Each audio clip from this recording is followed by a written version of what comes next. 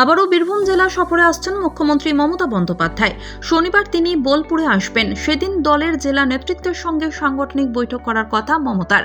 রবিবার সিউড়িতে প্রশাসনিক সভা রয়েছে তাঁর। শনিবারের সাংগঠনিক বৈঠকে কোর কমিটির রদবদল করতে পারেন নেত্রী, এমন সম্ভাবনার কথা শোনা যাচ্ছে জেলার তৃণমূল মহলে।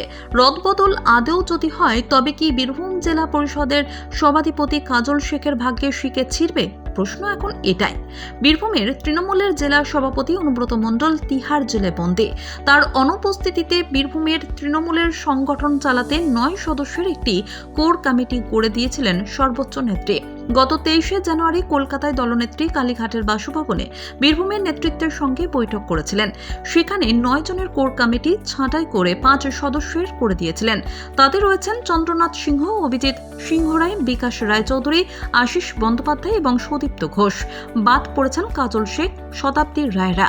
লোকসভার দিকে তাকিয়ে শতাব্দীর বাদ যাওয়া ছিল স্বাভাবিক, কারণ সাংসদদের এখন স্রেফ নিজের কেন্দ্রে মনোসংযোগ করতে বলা হয়েছে। তবে কাজল বাদ পড়ায় অনেকেই অবাক হয়েছিলেন। শুধু বাদ পড়ায় নয়, দলনেত্রীর কাছে তার বিভিন্ন কর্মকাণ্ডের জন্য রীতিমতো ধমক খেতে হয়েছিল সভাধিপতিকে। তারপর কেটে গিয়েছে প্রায় 1 মাস। এবার 2 দিনের সফরে দলনেত্রী নিজেই আসছেন বীরভূম জেলায়। সেখানে সাংগঠনিক বৈঠকও করবেন তিনি। শোনা যাচ্ছে বীরভূমে তৃণমূলের কোর কমিটিতে সদস্য সংযোজন করতে পারেন দলনেত্রী।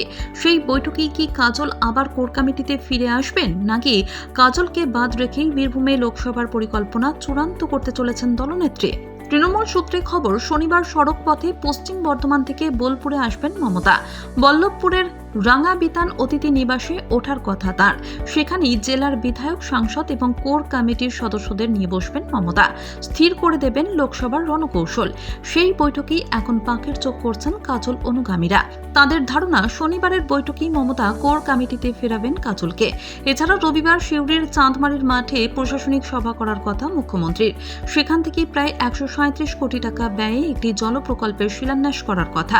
শহরের বিভিন্ন জায়গায় 6 একর জমি জুড়ে বসবে রিফাইন ওয়াটার মেশিন। এছাড়া সংস্কারের পর সতীপীঠের অন্যতম ফুল্লরাতলা ও নন্দকেশরী তলার নবরূপের উদ্বোধন করবেন মুখ্যমন্ত্রী।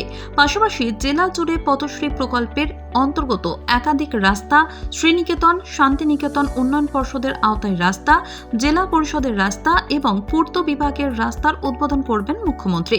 একই সঙ্গে দেউচা পাচামি কয়লা খনি প্রকল্পের জন্য জমিদাতা 500 জনের হাতে গ্রুপ ডি ও জুনিয়র পুলিশ কনস্টেবল পদের চাকরির নিয়োগপত্র তুলে দেওয়ার কথা মুখ্যমন্ত্রীর। রবিবারই হেলিকপ্টারে কলকাতার উদ্দেশ্যে রওনা দেবেন মুখ্যমন্ত্রী। উচ্চ মাধ্যমিক পরীক্ষা চলছে, সে কথা মাথায় রেখে মুখ্যমন্ত্রীর স্বল্প দৈর্ঘ্যের সফরসূচি তৈরি করা হয়েছে। ইতিমধ্যে মুখ্যমন্ত্রীর সফরের চূড়ান্ত প্রস্তুতি নেওয়া শুরু করে দিয়েছে প্রশাসন।